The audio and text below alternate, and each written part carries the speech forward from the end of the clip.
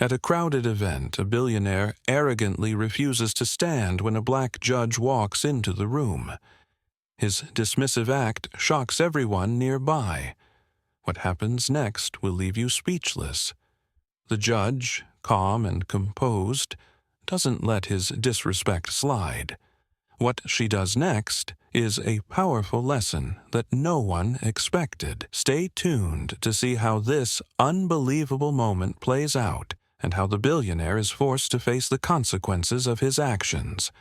At a crowded event, a billionaire arrogantly refuses to stand when a black judge walks into the room. His dismissive act shocks everyone nearby. What happens next will leave you speechless. The judge, calm and composed, doesn't let his disrespect slide. What she does next is a powerful lesson that no one expected. Judge Maria Williams, known for her unwavering strength and authority in the courtroom, had earned her position through years of hard work and dedication. As one of the most respected judges in the city, she had faced countless challenges throughout her career. But this moment, where a wealthy and arrogant billionaire disrespects her simply because of her race, was a different kind of test. Carlton Stevens, the billionaire, was used to getting his way. With a fortune built on tech investments, he had grown accustomed to walking into rooms full of powerful people and being treated as someone untouchable. His wealth had shielded him from many of the consequences others might face. But today, his arrogance would meet its match. The atmosphere in the room shifted as the tension built. People watched in anticipation, unsure of what Judge Williams would do next. Carlton's refusal to stand was a deliberate challenge, a display of his belief that no one, not even a judge, was worthy of his respect. But Judge Williams wasn't someone who would back down. The silent stare she gave him said everything. It wasn't just about a small gesture, it was about respect, equality, and integrity. The room fell silent as Judge Maria Williams stood still, staring at Carlton Stevens, who remained seated with an air of defiance. His smug smile only made the tension more palpable. The other guests, sensing something was about to happen, waited in hushed anticipation. No one dared to speak up, unsure of how the situation would unfold. Carlton's blatant refusal to show respect had caught everyone off guard, but it was clear now that the eyes of the room were on Judge Williams. For a moment, she didn't react. Her posture remained straight, her hands clasped in front of her. She didn't speak. She didn't raise her voice. But the calmness in her demeanor spoke volumes. The others in the room, expecting her to make some sort of comment, watched her closely, waiting for the next move. Carlton's confident expression began to falter. He could feel the weight of the silence in the room, and it started to unnerve him. In his world, money and influence usually gave him the upper hand. He had never been one to show deference to anyone he felt wasn't worthy of his respect. He'd met countless people in his life, but few had the courage to challenge him directly. It was clear to him that Judge Williams wasn't just anyone. She had earned her position through grit and determination. But even knowing that, his pride and arrogance held firm. "Judge Williams," Carlton said finally, his voice laced with a hint of mockery, "surely you can understand. Some of us have more important things to attend to than standing for every person who enters the room." There it was, his attempt at justifying his behavior. He tried to dismiss her with words, but the hurtful implication was clear. She was just another person in the room, not someone deserving of any special treatment. His words, though calm, carried a sharp edge, meant to assert his superiority. But Judge Williams wasn't fazed. She was used to people trying to undermine her authority. What he didn't realize was that this wasn't about his wealth or his status. It was about respect, something she knew he had little understanding of. The room seemed to hold its breath, waiting for her to respond. Judge Williams remained composed, her eyes locked with Carlton's. "You may not wish to show respect, Mr. Stevens, but you will at least acknowledge that I am here," she said firmly, her voice steady and unwavering. Her words, simple and direct, carried a weight that many in the room hadn't expected. She wasn't yelling or demanding anything. She wasn't flustered or aggressive. But her authority was undeniable, and it seemed to take everyone in the room by surprise. Carlton, still seated, looked at her with a mix of disbelief and irritation. "I'm sorry, but I'm not in the habit of—" Before he could finish his sentence, Judge Williams spoke again, her tone colder this time. "You may not be in the habit of showing respect, Mr. Stevens, but I expect it nonetheless. You may be wealthy, but that does not give you the right to dismiss others based on your own arrogance. I don't answer to your wealth or status." The room fell even quieter. Judge Williams' words cut through the air like a blade. The quiet power in her voice made it clear that she was no longer tolerating the disrespect. And just as quickly, the other guests in the room began to understand that this wasn't a small incident. It was a moment of reckoning for everyone who had ever underestimated her. Carlton looked around the room, realizing the shift in atmosphere. He had expected to be met with fear or silence from those watching, but instead there was a shift in the room. Some of the guests had begun to lower their eyes in embarrassment. Others shifted uncomfortably in their seats. It was clear that what he had thought was a small act of defiance was now becoming a much larger issue. For the first time, Carlton's arrogance wavered. The confidence he had once shown was starting to crack. The realization that his behavior was being scrutinized, especially in front of Judge Williams, began to sink in. What he had thought was a small, harmless gesture had now become a public challenge, and it was one he was ill-equipped to handle. "Judge Williams," he said, his voice faltering slightly, "I wasn't trying to offend you." "You didn't just offend me, Mr. Stevens," she interrupted, her voice still calm but firm. "You disrespected the position I hold, and by extension, you disrespected every person who has worked hard to get to where they are. I'm not the one who needs to apologize to you. You owe an apology to everyone in this room, starting with me." Carlton's face flushed a deep red. He wasn't used to being put in his place, especially by someone like Judge Williams. He was wealthy, powerful, and used to commanding the room. But now, he was the one being called out for his lack of decency. "I'm sorry," he said, the words coming out slower than he intended.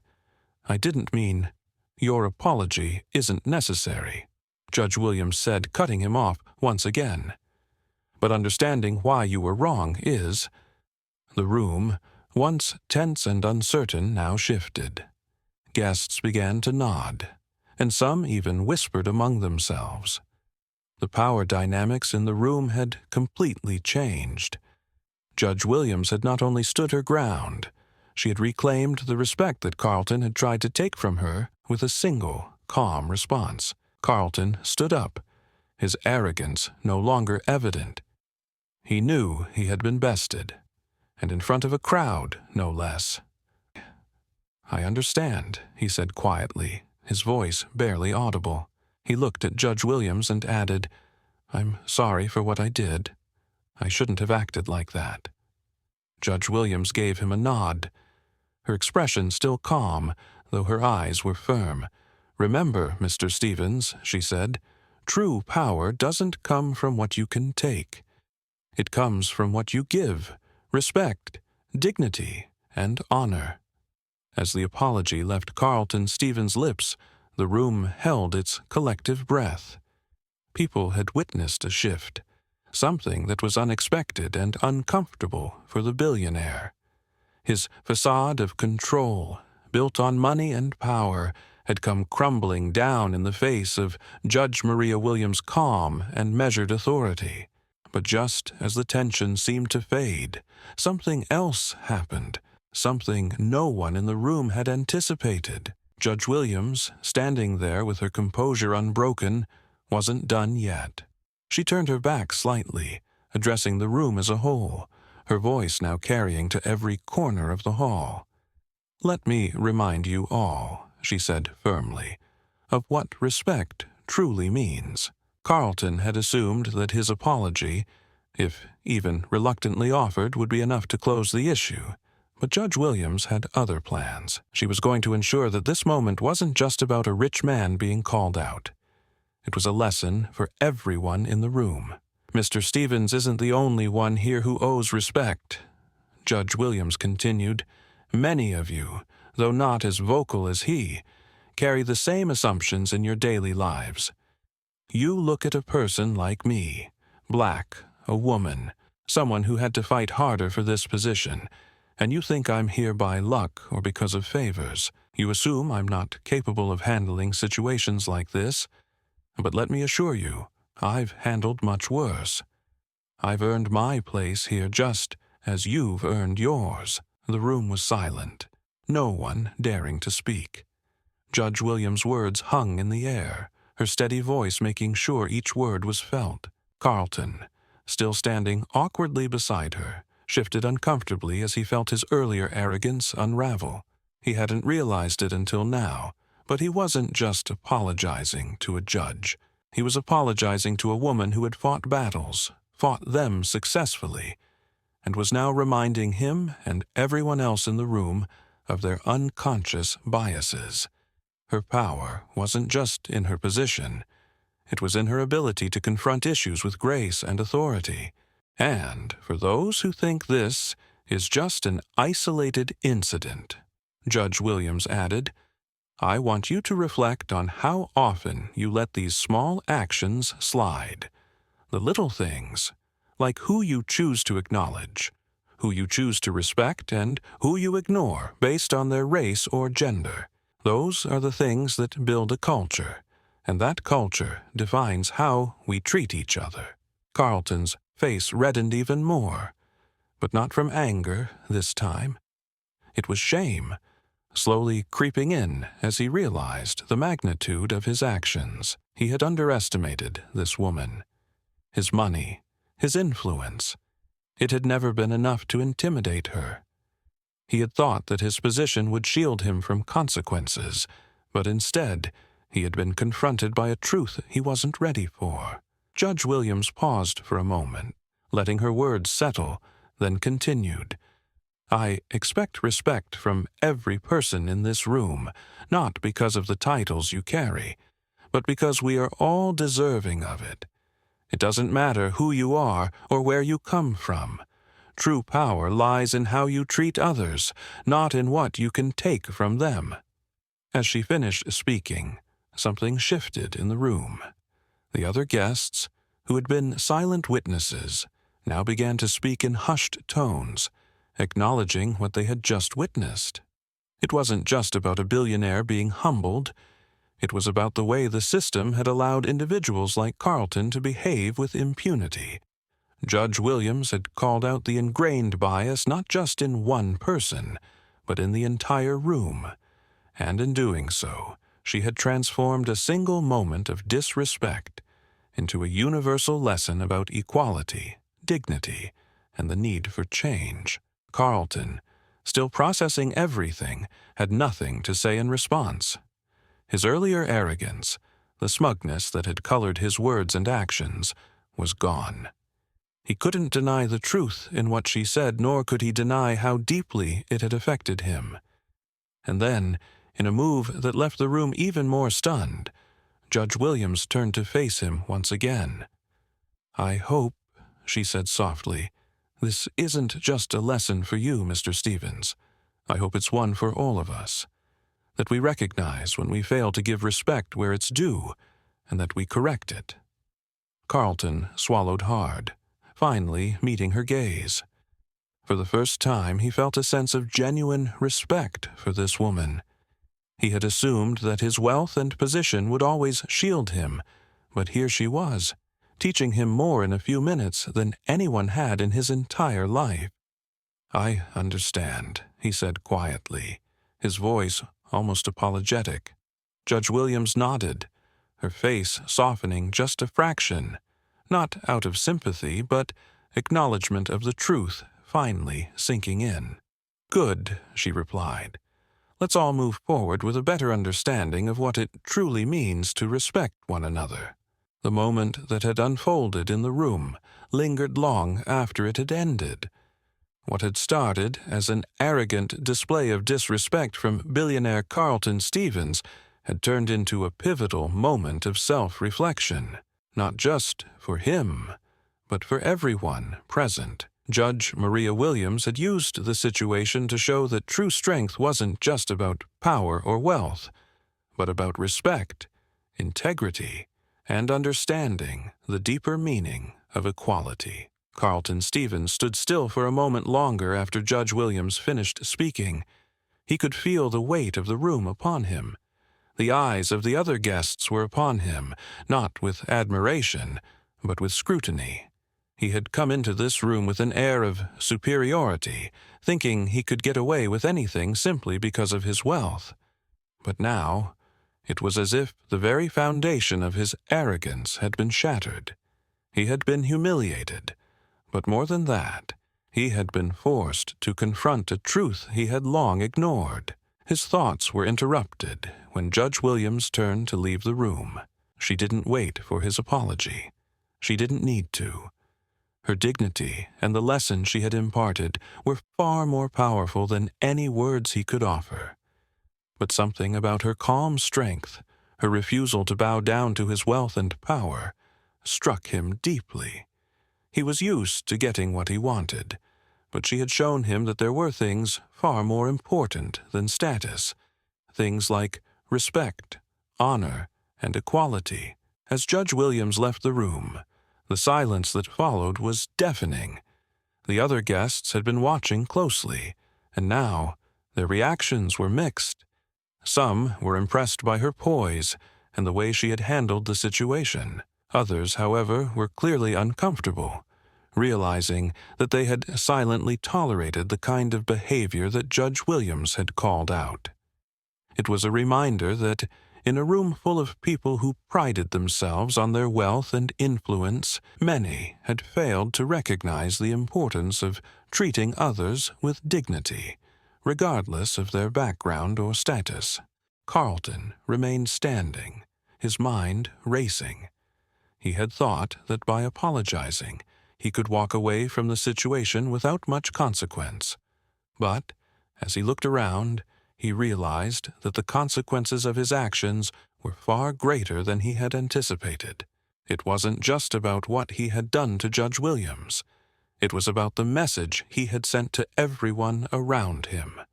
By dismissing her, he had dismissed not only a judge but the very principles of fairness and equality. And now, as the other guests began to whisper among themselves, Carlton could feel the change in the atmosphere. Some were quietly acknowledging the power of Judge Williams' response. Others were beginning to see how their own attitudes, though not as overt as his, had allowed such disrespect to go unnoticed. The truth was undeniable. They had all been complicit, to some degree, in tolerating behavior like his, and that realization was slowly sinking in. Carlton knew he had to do more than apologize to Judge Williams.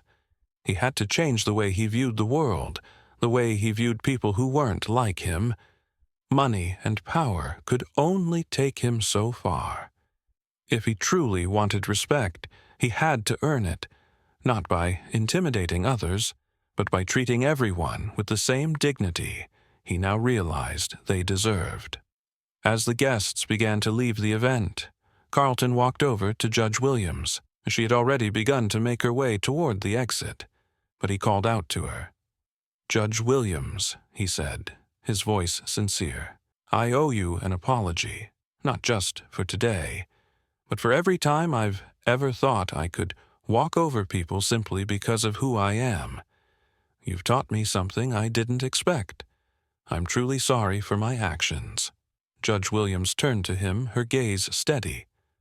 "Apologies mean little if they aren't followed by actions," she said, her tone firm but not unkind. "You have to show that you understand what respect really means through how you treat others moving forward." Carlton nodded, understanding that the apology was only the beginning. It would take time to earn back the respect of those he had disrespected, but he knew that the first step had been taken. He wasn't the same man who had walked into that room with arrogance and entitlement. He had been humbled, but more importantly, he had been taught a powerful lesson that he wouldn't forget. As the event came to a close, Judge Williams's impact lingered in the air. She hadn't raised her voice, nor had she sought to embarrass Carlton further. She had simply shown him that respect, humility, and leadership came from within, and that no amount of wealth could ever replace the value of dignity. Carlton left the event that evening not as a man who had been publicly shamed, but as a man who had learned something about true strength.